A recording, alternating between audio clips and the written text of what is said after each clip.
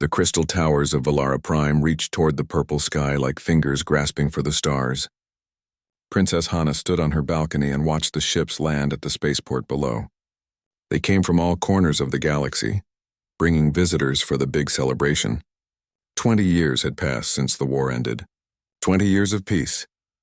Hana pulled her silver robes tighter around her shoulders. The evening air was cool. Behind her, the palace buzzed with activity. Servants rushed through the halls preparing for tomorrow's ceremony. Her father, Emperor Taman, had meetings with ambassadors from dawn until midnight. Everyone wanted to be here for the anniversary. But Hana felt no joy. The war had taken so much from everyone. Her mother died when the palace was bombed. Her brother fell in battle on a distant world. The celebration felt like dancing on graves. A knock came at her door. Her attendant, Isol, entered and bowed. The girl was young, barely 20, too young to remember the war clearly. "Your Highness, the human ambassador has arrived. Your father requests your presence at the welcoming dinner." Hana nodded slowly. The humans.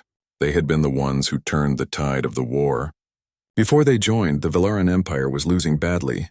The enemy had better weapons and more soldiers. But then Earth sent its fleet and everything changed. "Tell my father I will be there shortly," Hana said. She changed into formal robes of deep blue with silver thread. Her silver eyes looked back at her from the mirror. Those eyes marked her as royal blood. Every Valaran had purple or blue eyes, but only the royal family carried the silver. The great hall was filled with guests when she arrived. Diplomats from dozens of worlds mingled and talked. Hana spotted her father near the center, speaking with a tall figure in a dark uniform. The human ambassador. As she approached, the human turned. Hana felt something strange twist in her chest. His face was hard, weathered by sun and battle. A scar ran from his left eyebrow into his hairline. His eyes were dark brown, almost black, and they looked tired. So very tired, but something about those eyes felt familiar. "Ah, Hana," her father said warmly. "Come meet Commander Doyen Kim of the Earth Coalition." "Commander, my daughter Princess Hana." The human bowed stiffly. "Your Highness, it is an honor." His voice was deep and rough, like gravel. Hana found herself staring at him. Where had she seen those eyes before? "The honor is ours, Commander," Hana replied, forcing herself to speak properly. "We owe humanity a great debt." "We all sacrificed," Doyen said. His expression did not change. "The war took from everyone." Emperor Taman clapped the human on the shoulder. "Come, let me introduce you to the council members. Hana, please see to our other guests." Hana nodded and moved away, but her mind stayed fixed on the human commander. Throughout the dinner, she found her eyes returning to him. He sat straight and formal, speaking little. When he did speak, his words were careful and measured. He looked uncomfortable in the celebration. At one point, Hana saw him speaking to Isul. The young attendant had brought him water, and he was trying to thank her in Valaran. His pronunciation was terrible, stumbling over the words like a child. But he tried. That was more than most humans did. Something about the way he spoke made Hana's breath catch. The accent was wrong, the words broken, but the rhythm of it struck a chord deep in her memory. That night, Hana could not sleep. She kept seeing the commander's eyes. Those tired, sad eyes that seemed to carry the weight of 1,000 battles. She rose from her bed and walked to her private study. This room held her most precious possessions, things she had collected over the years. Memories of better times. On the highest shelf sat a small wooden box. Hana took it down carefully and opened it. Inside lay a simple wooden carving. A star beetle, one of the insects that lived on colony worlds. The carving was crude, made by unpracticed hands. A child's work, she held it gently. This carving was one of her most treasured possessions, though she could barely remember who had given it to her. The memory came slowly, like fog lifting from a lake. She had been 8 years old. The war was at its worst. Her father sent her away to keep her safe. They changed her name and sent her to a refugee colony on the edge of Velaran space, a world called Theralis 7. She lived there for 3 years among common people. No one knew she was a princess. She was just another frightened child whose world had been torn apart by war. On Theralis 7, she met a human boy. He was thin and quiet, with dark eyes that seemed too old for his young face.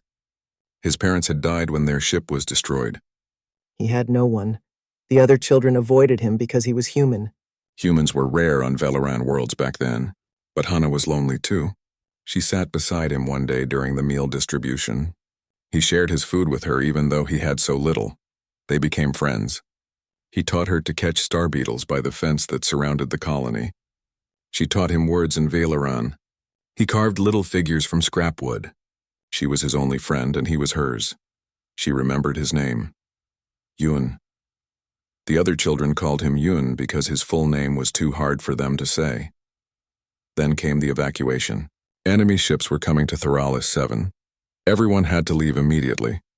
The loading was chaotic. People screamed and pushed. Families were separated. Hana was pulled onto one transport ship. She looked back and saw Yun in the crowd reaching for her. Then the doors closed. She never saw him again. After the war, she tried to find records of what happened to the refugees from Theralis 7. Most of the files were lost or destroyed. She assumed Yun had died like so many others, but now holding the wooden star beetle, Hana remembered his eyes. Dark brown, almost black. Sad even when he smiled, just like Commander Doyen Kim's eyes. No, it could not be. The galaxy was vast. Millions of humans fought in the war. The chances were impossible, but the way he spoke Valeran, broken and unpracticed, yes, but the rhythm was right. Like someone who learned it as a child and then forgot most of it. Hana set the carving down with trembling hands. She needed to know. She would find out everything about Commander Doyen Kim, where he came from, where he had been during the war, everything. If he was Yun, if the quiet boy who shared his food had become the legendary commander who ended the war, then she needed to know. She looked out the window at the sleeping city. Tomorrow would bring the ceremony. But tonight, Hana held on to a small wooden carving and wondered if the past could ever truly return. Outside, the stars shone cold and distant. They had witnessed the war. They had seen millions die, and perhaps, just perhaps, they had watched two lonely children become friends on a forgotten colony world. Now those children had grown up. One had become a princess, the other, a legend, and tomorrow, Hana would begin to discover the truth. The morning sun painted the palace walls gold. Hana sat in her study with a data tablet in her hands. She had been awake for hours, searching through military records, finding information about Commander Doyen Kim. What she found was impressive. Doyen had fought in 32 major battles. He led the final assault on the enemy stronghold that ended the war. 3 different governments had given him their highest honors. He was a hero to billions, but his early life was a mystery. His records before age 14 were classified, marked as Refugee Relocation Program with no details. Just a blank space where his childhood should be. Hana's fingers tightened on the tablet. A refugee? The word confirmed her suspicions. A knock came at the door. Isel entered with a message. Your Highness, you are scheduled to give Commander Kim a tour of the rebuilt sectors today. The transport leaves in 1 hour. Perfect. Hana needed time alone with the commander. Time to ask questions. She found Doyen waiting in the courtyard. He wore a simple dark suit instead of his uniform. Without all the medals and insignia, he looked younger, more human. Commander, Hana greeted him. Your Highness. He bowed slightly. I hope I am not taking you from more important duties. Not at all. It is important that our allies see what we have rebuilt. Come. They took a small transport through the city. Hana pointed out buildings and monuments as they passed. Doyen listened politely, but she noticed his eyes lingering on the ordinary things. Children playing in a park, street vendors selling food, an old woman tending a flower garden. You seem interested in everyday life, Hana observed. Doyen turned from the window. Forgive me. I spent so much time in war zones that peaceful cities feel strange now. Strange but good. You fought for a long time. 15 years. From age 15 to 30. His voice was flat, stating facts. Hana did the math quickly. He was 30 now, which meant he was 15 when the war was at its peak. That is very young to join the military. The coalition needed everyone who could fight. I volunteered, and before that, where did you grow up? For a moment, Doyen's careful mask slipped. His jaw tightened. Several places. My family moved often for work. He was lying, or at least not telling the whole truth. Hana decided to be more direct. I spent some time on a refugee colony during the war, she said carefully. A place called Theralis 7, have you heard of it? Doyen went very still, his eyes fixed on something outside the window. When he spoke, his voice was quiet. Yes, I have heard of it. Hana's heart beat faster. It was not a pleasant place. Always crowded. Not enough food. But the people tried to make the best of it. That is how all the colonies were, Doyen said, still not looking at her. I remember the fence around the settlement, Hana continued.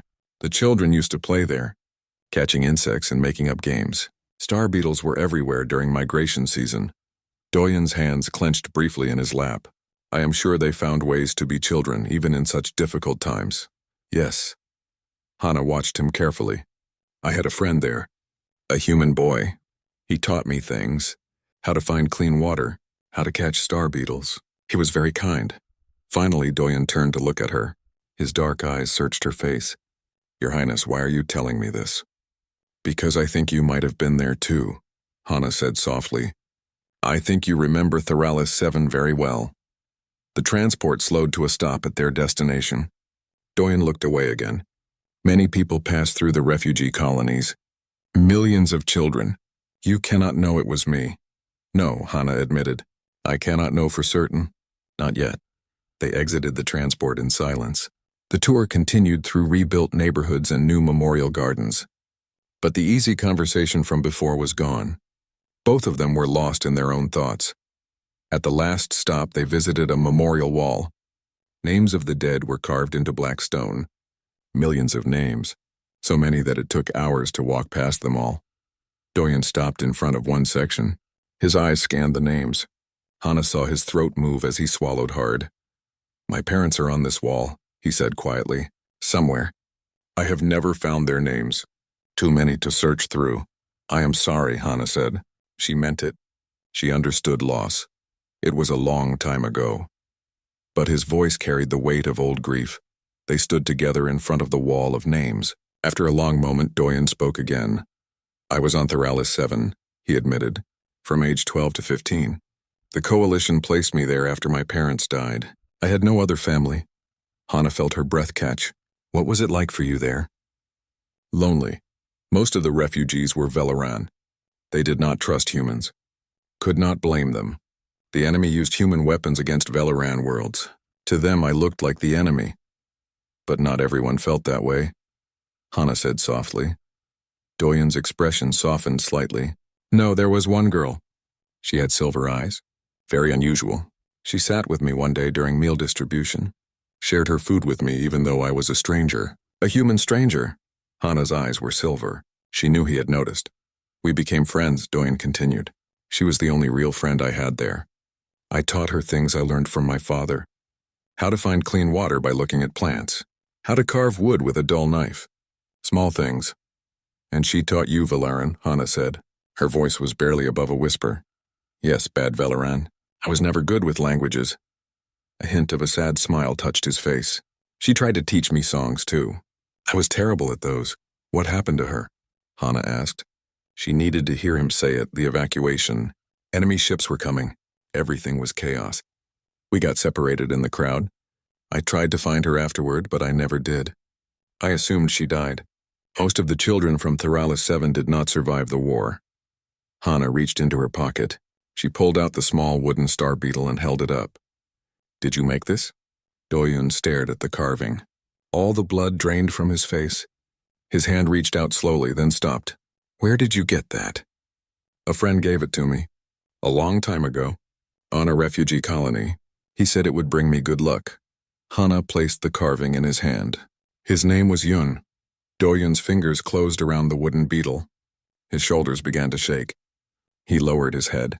When he looked up again, his eyes were wet. Hana, he said. Just her name, no title. The way a friend would say it. Hello, Yun, she replied. Tears ran down her own face. I looked for you. After the war ended, I looked everywhere. I thought you were dead. His voice broke. All these years I thought I would never see you again. They stood before the wall of the dead, two survivors who had found each other again. Around them the memorial garden was silent. The names of millions watched over them, and for the first time in 20 years neither of them felt quite so alone. The palace gardens were quiet in the evening. Hana walked the stone paths alone, thinking about everything that had happened. 3 days had passed since she and Doyen recognized each other. 3 days of careful distance and formal politeness in public. Neither knew what to do with the truth they had uncovered. The anniversary ceremony was tomorrow. After that, Doyen would return to Earth, maybe forever. The thought made Hana's chest tighten. She found a bench near the fountain and sat down. The water made soft sounds as it fell. Above, the stars came out one by one. This garden had been her mother's favorite place. Before the war, before everything changed, I thought I might find you here. Hana turned. Doyen stood at the edge of the path. He wore casual clothes instead of his uniform. He looked uncertain, like he did not know if he should stay or go. How did you know where to look? Hana asked. Your attendant told me you walk here most evenings. I hope I am not intruding. No. Hana gestured to the bench.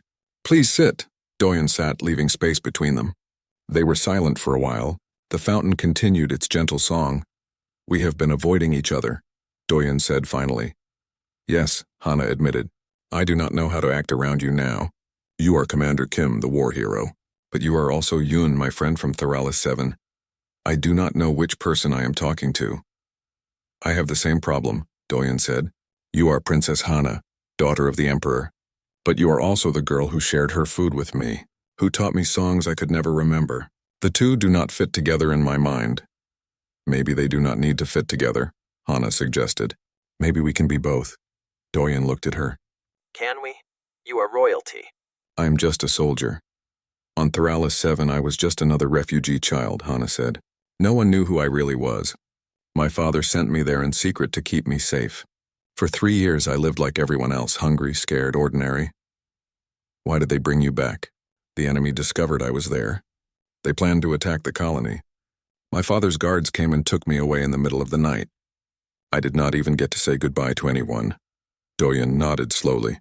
That was 3 days before the evacuation. I remember. A ship came at night and took someone away. We did not know who. The next morning you were gone. I cried for weeks, Hana said quietly. I wanted to go back. I missed my friends. I missed the simple life. Even with the hunger and fear, I was happier there than in the palace. Why? Because on Theralis 7 I had a friend. Someone who did not care about titles or politics. Someone who just liked me for who I was. She looked at him. You. Doyen's expression was pained. I am not that person anymore, Hana. The war changed me. I did things. Terrible things. I killed people. Thousands of them. I followed orders and destroyed entire enemy positions. You fought to protect people, Hana said. To end the war. That is not the same as murder. Tell that to the soldiers who died by my hand. Tell that to their families. Doyen's voice was bitter. I am a weapon, Hana. The coalition took a scared 15-year-old boy and turned him into their best killer. I am good at destruction. That is all I'm good at. That is not true. Yes, it is. You saw what happened at the memorial. For just a moment standing there with you, I felt almost human again. But then I remembered. All the blood on my hands. All the lives I took. The boy you knew on Theralis 7 died a long time ago. Hana reached out and took his hand. He flinched but did not pull away. I do not believe that. Yes, the war changed you. It changed all of us. My mother died in a bombing. My brother fell in battle. I carry guilt every day because I survived when they did not. The war made me hard. It made me careful with my trust. But it did not kill who I am inside. How can you be sure? Doyen asked. Because you kept the memory of Theralis 7, Hana said. Because you remembered me. A wounded soldier would forget. A true weapon has no past. But you held on to it. That means the boy is still in there somewhere. Doyen was quiet for a long time. I thought about you during the war, he finally said. When things were at their worst. When I wanted to give up, I would remember teaching you to catch star beetles. Your laugh when you finally caught one. It reminded me that there was still innocence in the galaxy. Still something worth protecting. See? Hana smiled sadly. The boy is still there? Maybe. But what do we do now? We cannot go back to being children. Too much has happened. No, Hana agreed. We cannot go back. But maybe we can go forward. Together. Together? Hana, you are a princess. I am a soldier. There is no together for us. Why not? Politics, protocol, your father would never allow it. You do not know that, I do. I have seen how these things work. Royal families do not mix with common soldiers. Especially not human soldiers. Hana felt frustration rising. So we should just pretend? Act like we do not know each other? Go back to being strangers? It would be easier, Doyen said. but his voice carried no conviction. Easier is not always right, Hana said. I spent 20 years thinking you were dead. Now I have found you again. I will not lose you a second time because of politics. What are you suggesting? I am suggesting we try. We keep our past private for now, but we stay in contact, get to know each other as we are now, see if the friendship can survive in this new world. Doyen looked at their joined hands. And if it cannot? If we are too different now? Then at least we tried. At least we did not run away. Hana squeezed his hand. Please, Yun, give us a chance. Something shifted in his expression. The hard mask cracked just a little.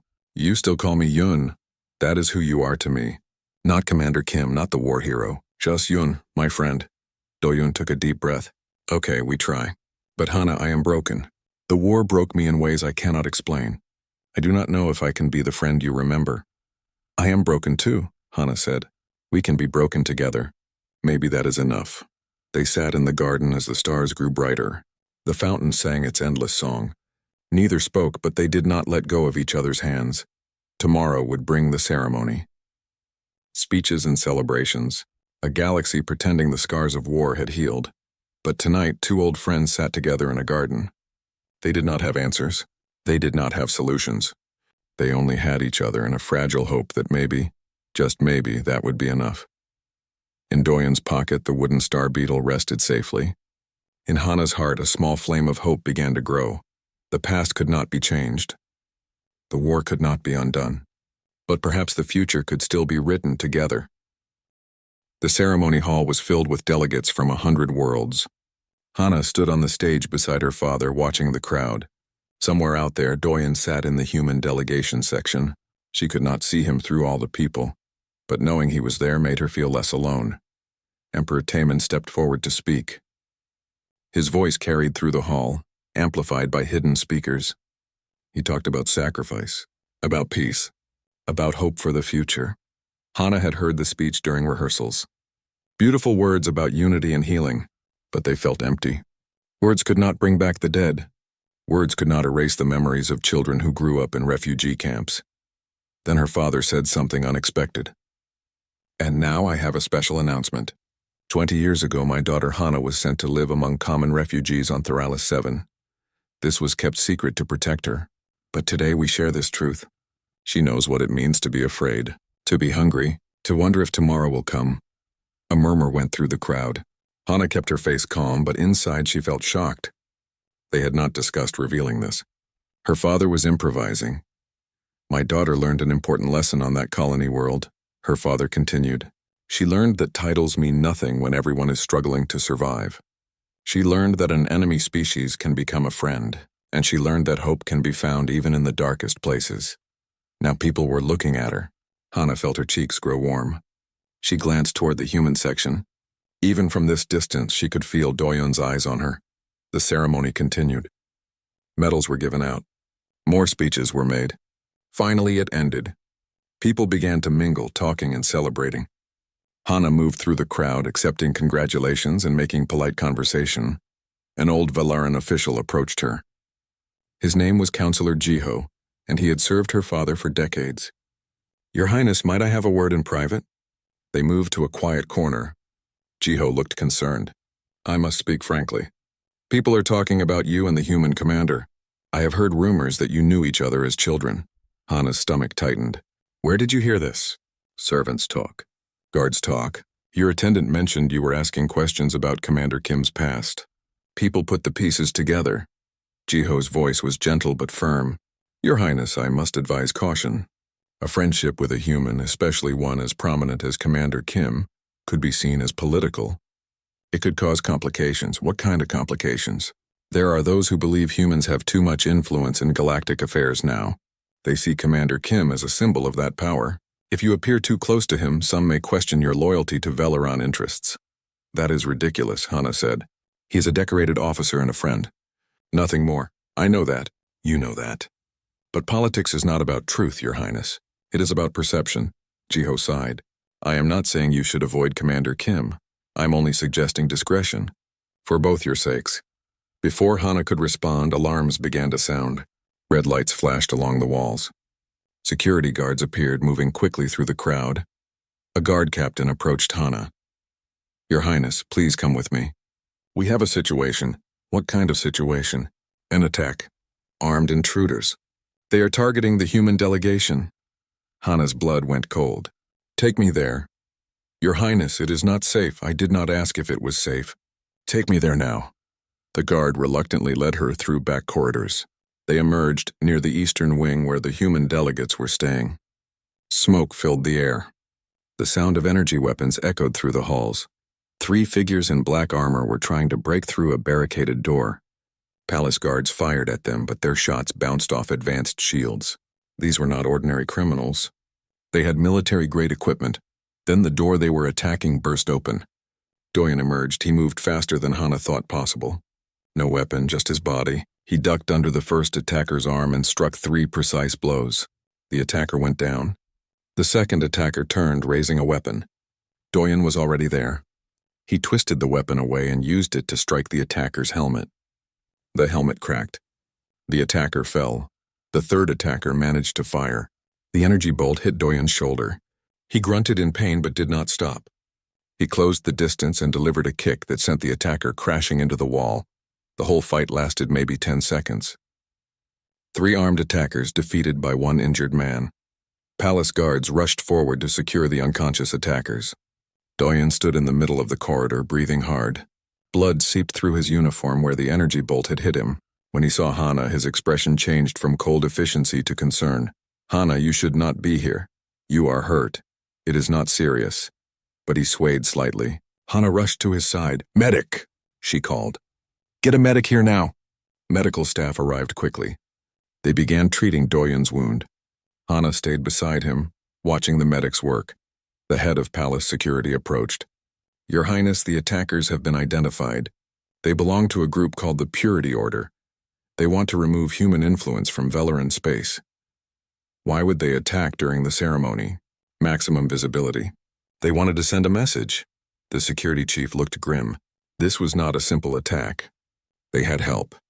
Someone inside the palace gave them access codes and security information. Hana felt sick. "A traitor?" "Yes, Your Highness. We are investigating." The medics finished bandaging Doyen's shoulder. "The commander needs rest," one of them said. "The wound is not deep, but he lost blood."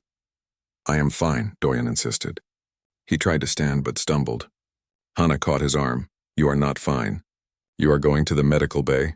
"Hana, I need to check on my delegation. Make sure everyone is safe." "I will check on them. You will rest." She used her princess voice, the one that expected obedience. Doyen looked at her for a moment, then nodded. "Okay, but only for a few hours." Guards escorted him to the medical bay. Hana watched him go, her mind racing.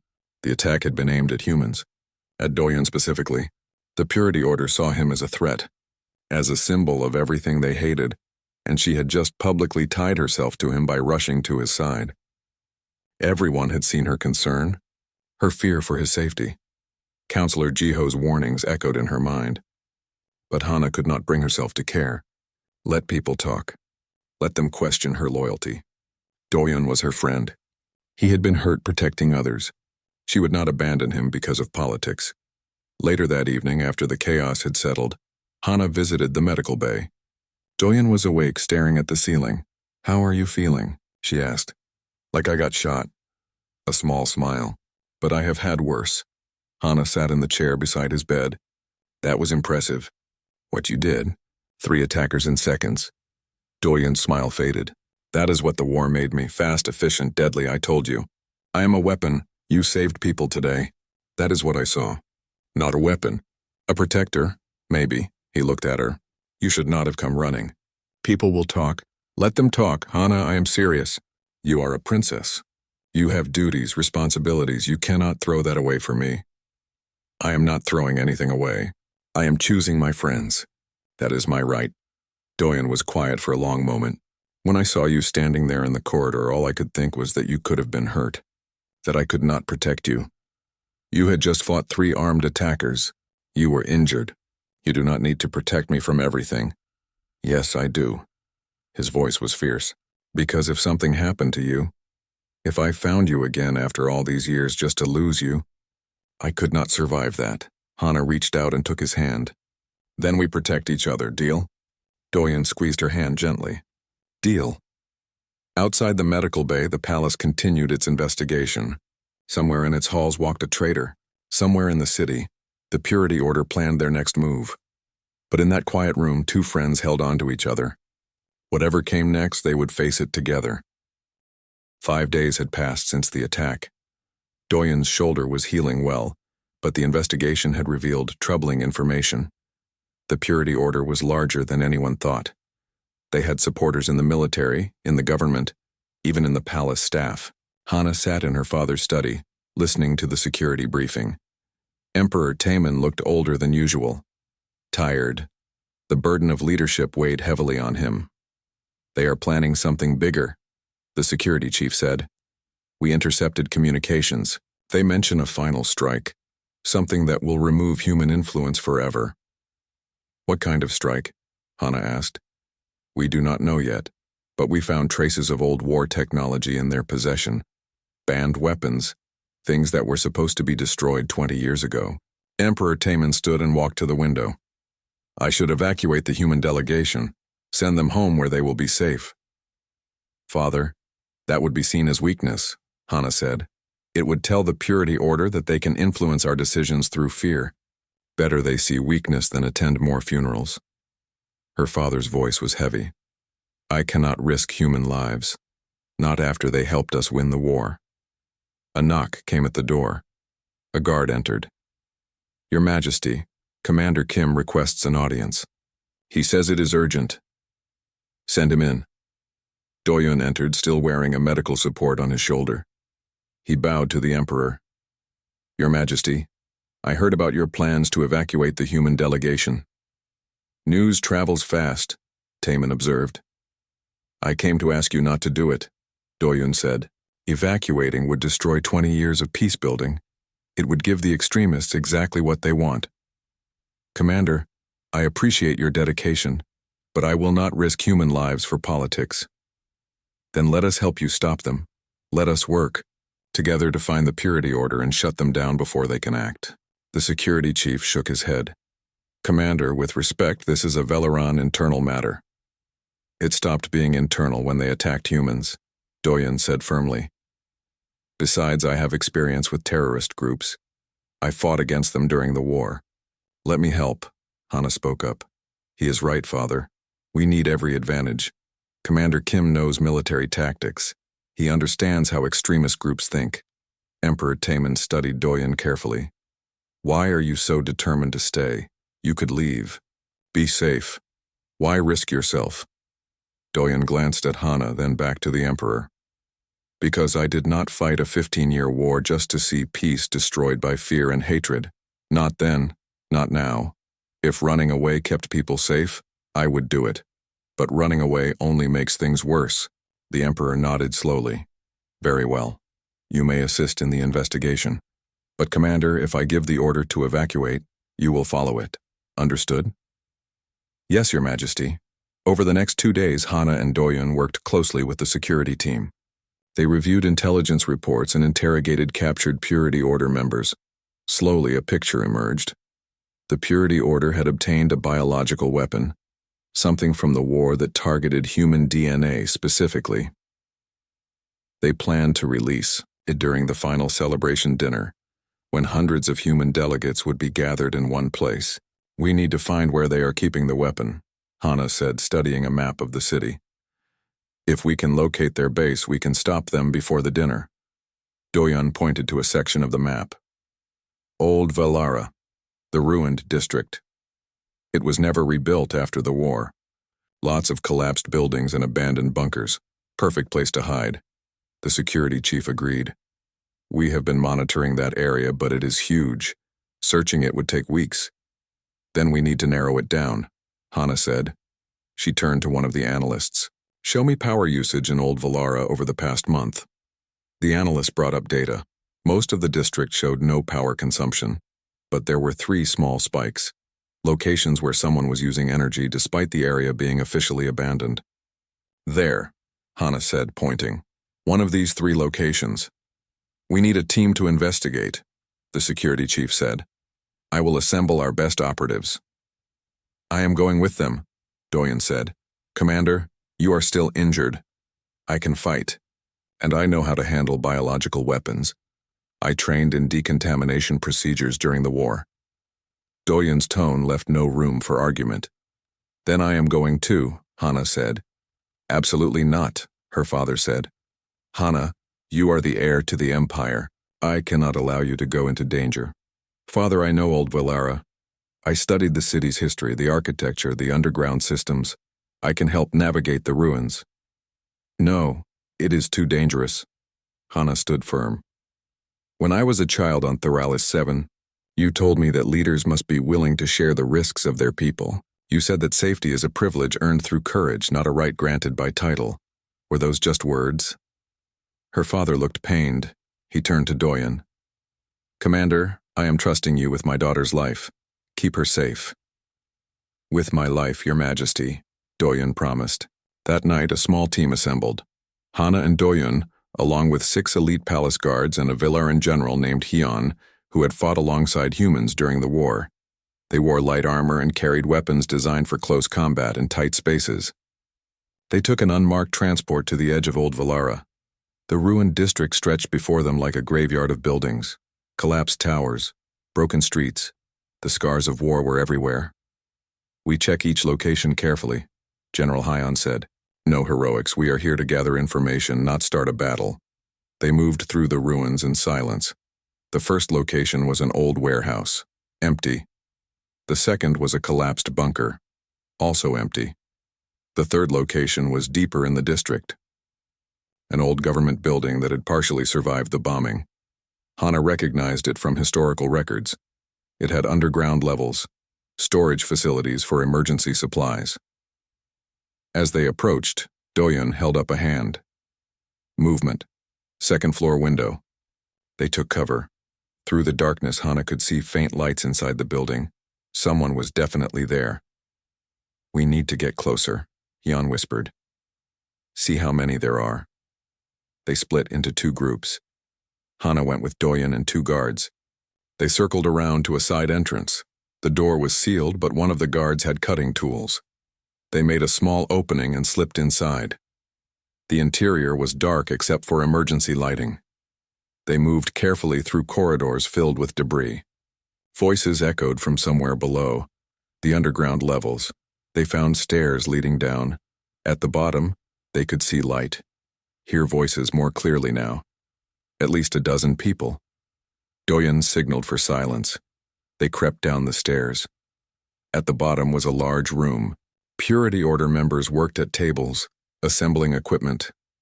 In the center of the room sat a sealed container. A biohazard symbol was painted on its side. The biological weapon. Hana was about to signal the others when someone grabbed her from behind. A hand covered her mouth. She struggled, but the attacker was strong. Intruders! Someone shouted. Doyen spun around. His eyes met Hana's. In that moment, she saw something change in his expression. The careful control vanished. What replaced it was cold fury. He moved, fast, precise. The person holding Hana was on the ground before she could blink. Doyen pulled her behind him, protecting her with his body. Stay behind me, he said. His voice was different. This was not the diplomat. This was the soldier, the weapon the war had created. More Purity Order members rushed toward them. The palace guards engaged them. Energy weapons fired. The room erupted in chaos. Through it all, Doyen kept Hana safe. He moved like he was part of the battle itself. Every motion had purpose. Every strike found its target. This was what he had been trained for, what the war had made him. But Hana saw something else too. Every time he struck someone down, there was pain in his eyes. He hated this, hated what he had become.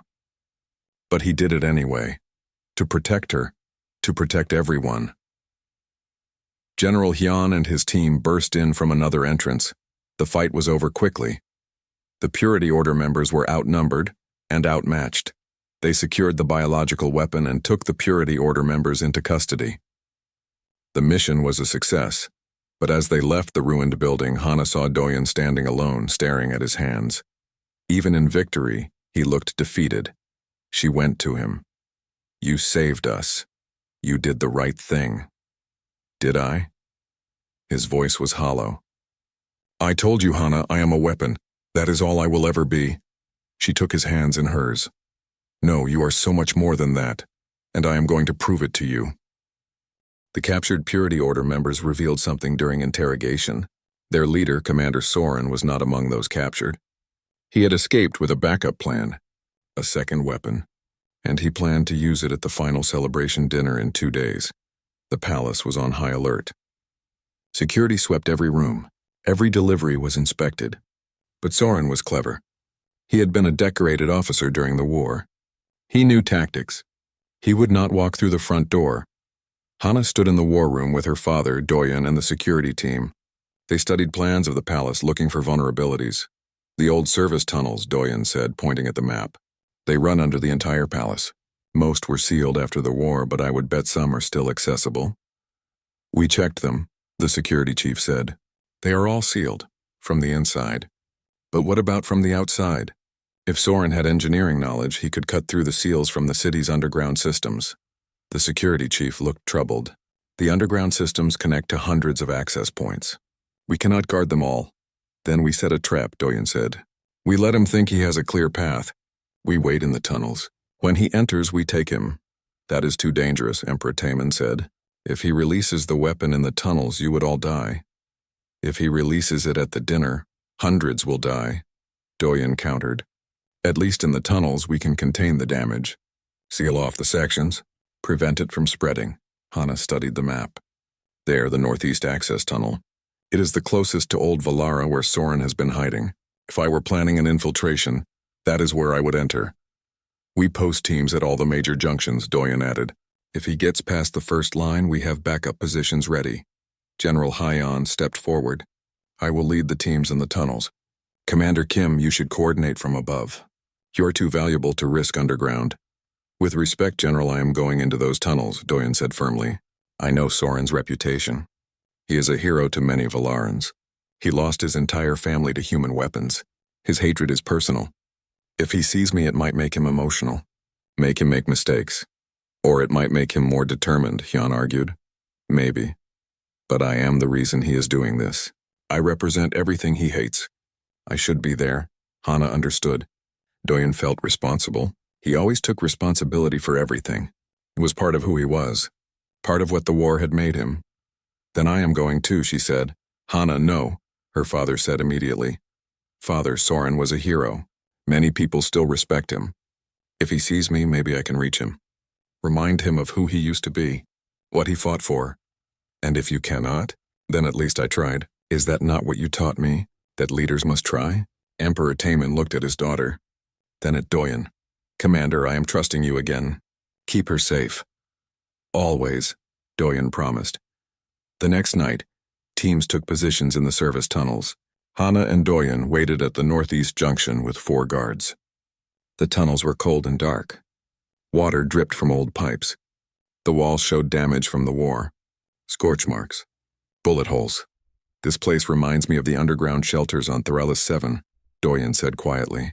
We hid there during air raids, all cramped together in the dark, listening to explosions above.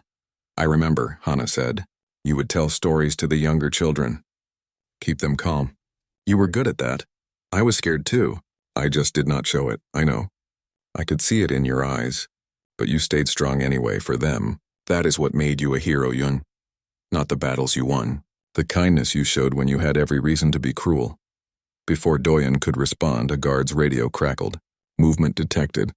Northeast access point. Multiple targets, everyone went silent. They could hear sounds now. Footsteps, the scrape of metal. Someone was cutting through the sealed entrance. The seal broke. Light flooded in from outside. Figures entered the tunnel. 5 of them. The leader was tall and wore decorated military armor. Commander Soren Doyen stepped into view. That is far enough, Commander. Soren stopped. His eyes locked onto Doyen, the human war hero. Come to stop me. Come to ask you to stop yourself. This is not the answer. Not the answer? Soren's voice was filled with anger. Your kind killed my family. My wife, my children. Human weapons destroyed my home. And now you walk free in our palace like honored guests. You should all be dead. I understand your pain, Doyen said. His voice was calm. I killed Valarans during the war. Their faces haunt me every night. I see them in my dreams, the ones who died by my hand. Then you should understand why I must do this. No. I understand the desire for revenge, but revenge will not bring them back. It will only create more death. More orphans. More widows. Is that what you want? Soren raised the weapon he carried. A small device. The biological agent. I want justice. Hana stepped forward, standing beside Doyen. Commander Soren, I remember you. You received the Silver Star for saving 30 soldiers during the Battle of Kelvos. You carried wounded through enemy fire. You are a hero. A protector, not a murderer. That was before, Soren said. His voice cracked. Before I lost everything. What am I protecting now? A peace built on the bodies of my family? You are protecting the future, Hana said. So that no other families have to suffer like yours did. So that children can grow up without fear. Is that not worth something? Empty words from a princess who never lost anything. I lost my mother, my brother, friends from Theralis 7 who never made it home. I carry their memories every day. The difference between us is that I choose to honor them by building peace. You choose to honor yours by spreading more death. Doyen spoke again. Commander, you want to kill me? I understand. I accept that. But let the others go. This is between you and me. Release that weapon and innocent people die. People who had nothing to do with what happened to your family. He took a step forward, then another. Moving closer to Soren, Hana's breath caught. What was he doing? You want revenge? Take it. I will not fight back. I will not resist. But please do not use that weapon. Do not become the monster you think I am. Doyen lowered his weapon and set it on the ground. He stood there unarmed and vulnerable. Offering himself, Soren stared at him. The biological weapon shook in his hand. Tears ran down his face. You should be dead. You all should be dead. Maybe, Doyen said softly. But I am here. And I am telling you that killing me will not help. It will not heal your pain. It will only add to it. For a long moment, no one moved. The tunnel was silent except for the drip of water. Then Soren's shoulders began to shake. He fell to his knees. The weapon clattered to the ground. I am so tired, he sobbed. So tired of the hate. The anger. I just want it to stop. Doyen knelt beside him. Gently, he picked up the weapon and handed it to Hana. Then he did something unexpected. He put his hand on Soren's shoulder. I know, Doyen said. I know what it is like to carry that weight. But you do not have to carry it alone anymore.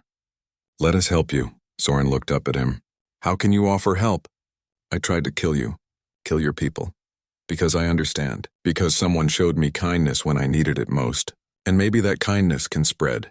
Maybe that is how we heal, one person at a time. General Hyan and his team arrived. They took Soren and his followers into custody. But Doyen spoke to Hyan privately, asked him to be gentle, to get Soren help, not just punishment.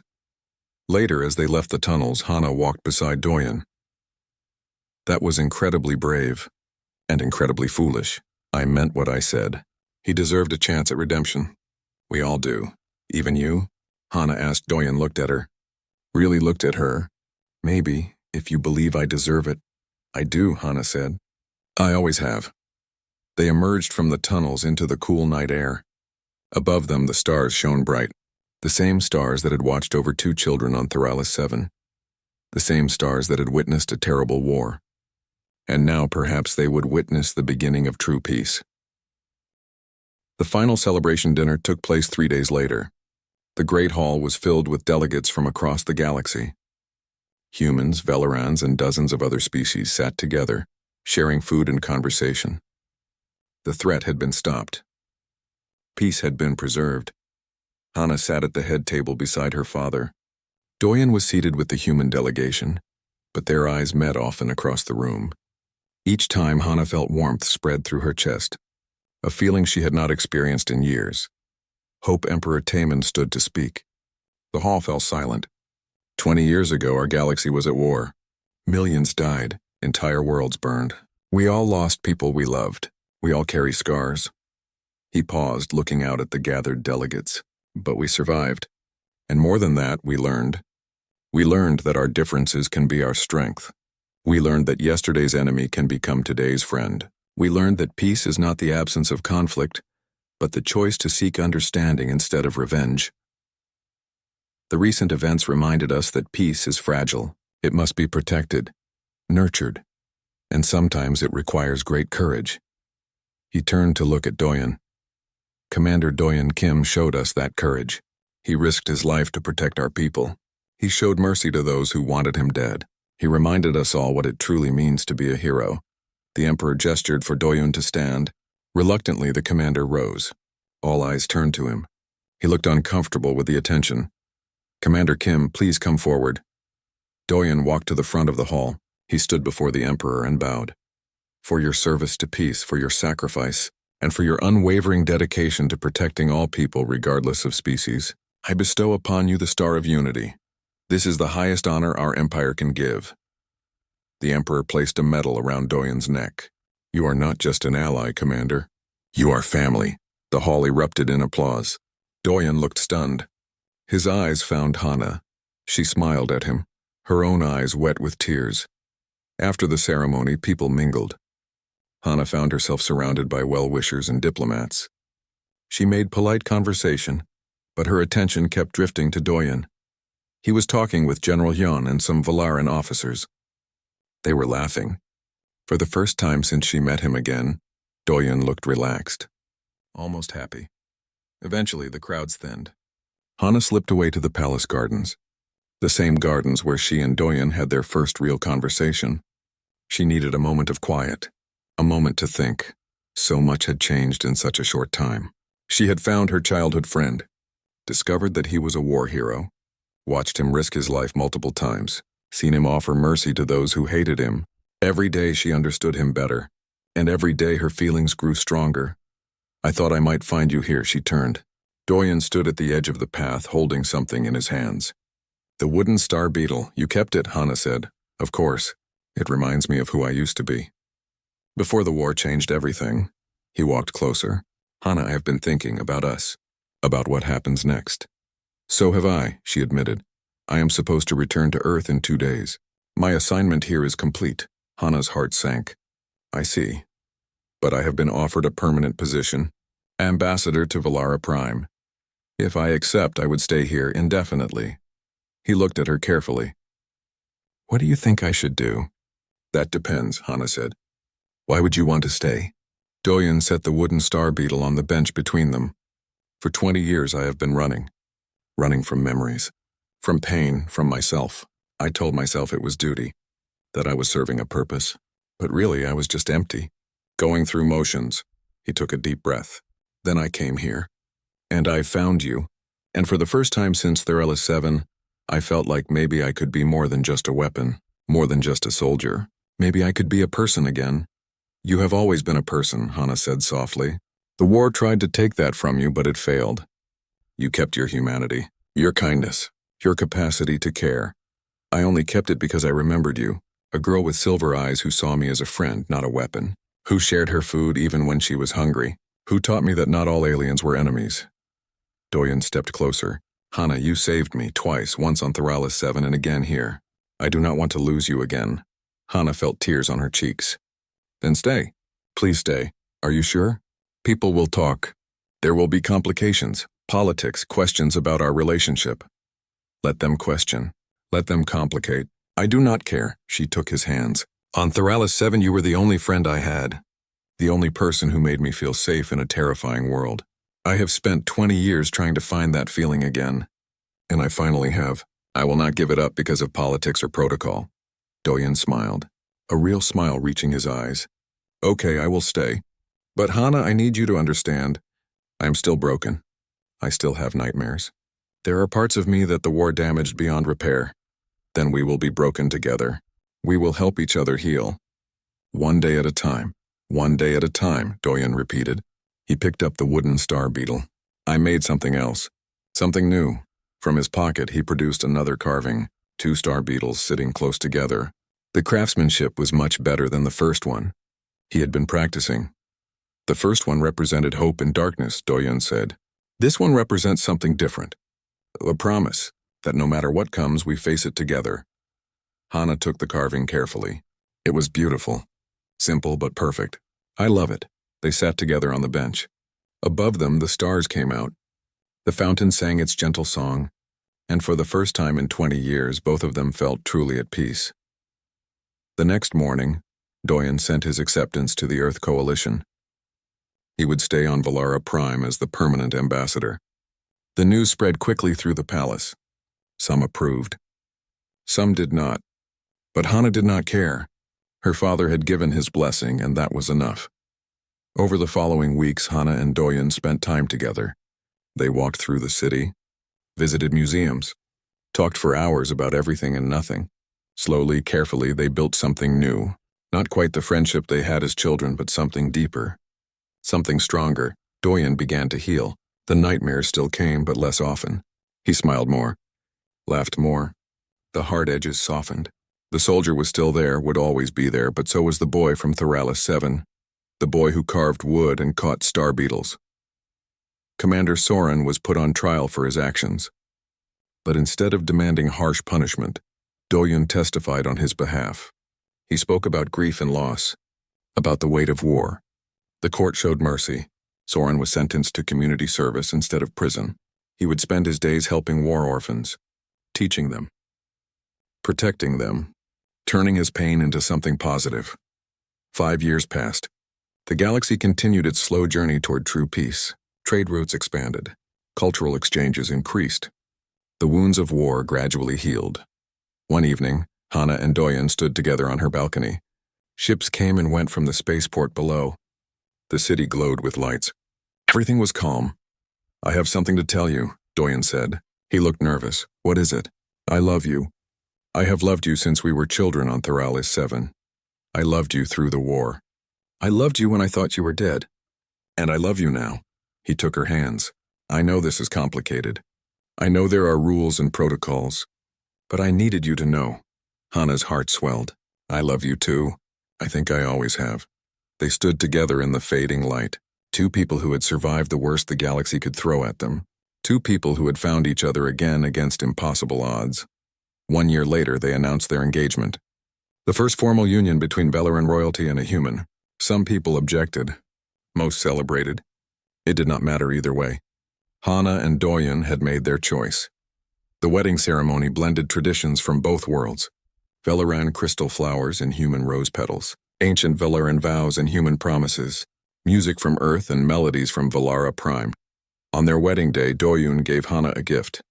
2 wooden star beetles carved with incredible detail. They sat on a small base, their antennae touching. The first carving represented hope, he said. The second represented a promise. This one represents forever. Hana placed all 3 carvings together in their new home. 3 stages of their journey. 3 symbols of love that survived war, loss, and time. They had started as 2 lonely children on a refugee colony. 1 human, 1 Velaran. They became friends when the galaxy said they should be enemies. They survived when they should have died. They found each other when they should have remained lost forever. And now they would build a future together. A future where the children of different species could grow up without fear. Where old enemies became new friends. Where peace was not just a dream, but a daily reality. Humanity had won the war through courage and determination. But they won the peace through something even more powerful. Love, forgiveness, hope. That was the real meaning of humanity. Not their weapons or their tactics. Not their ability to fight. But their capacity to care, to forgive, to see beyond species and status to the person underneath. Doyen had spent years thinking he was nothing but a weapon. But Hana showed him the truth. He was a protector, a teacher, a friend, a lover. He was human in the best possible way.